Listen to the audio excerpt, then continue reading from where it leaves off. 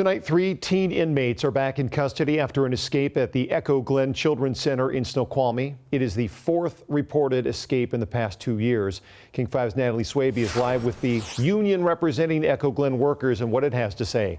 Natalie. Well, Glen is down this road, and the union says what happened highlights a staffing crisis. And tonight we're also hearing from a state senator who says the facility is not as secure as it needs to be, but he tells me there is a plan to address that. A day after an escape at Glen Children's Center, He is asking the court to find probable cause for escape in the first degree. The juvenile inmates are now back in custody and facing new charges for what allegedly happened Sunday night.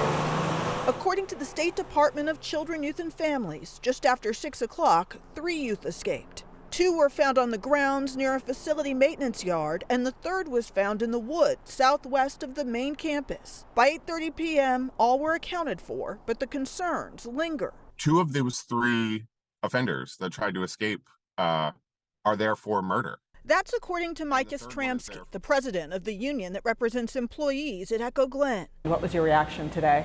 Just frustrated. I mean, this is obviously the last escape was even worse because staff got physically assaulted in the last escape. And State Senator Mark Mullet is referring to what happened in May when a staff member was attacked and 7 juveniles got away. A couple days later, all were back in custody, and the senator who represents the district where it happened was hearing from the community. This has to be fixed. Like, the status quo is not working. He says he toured the facility last year and saw how open it was. And they explained that they have staff escort the students to and from class because they know it's not a secure facility on the outside. You know, we just don't have a fence around this one, but we did put over $8 million into the budget, and it will get built next spring. And that's also a Band-Aid on a much bigger issue in that the cottage where this escape happened was a maximum security, which requires 3 staff. But only 2 were working, according to Stramsky. He says it highlights the staffing crisis at the facility. It's a sad situation all around because at the end of the day, we're failing the community, we're failing these kids, we're failing the state, and it doesn't have to be that way. But, you know, look at the top and the leadership at the top.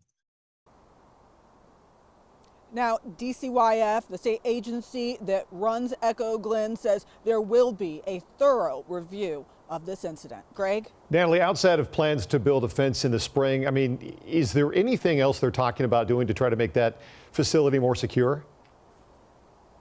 Well, today, DCYF did point out that prior to Sunday, improvements had already been made, like bringing on more contracted staff and having more training. They do say they think those factors did help them quickly get the youth back into custody last night. A little bit at a time. All right, Natalie Swaby reporting for us in Snoqualmie tonight. Thank you, Natalie.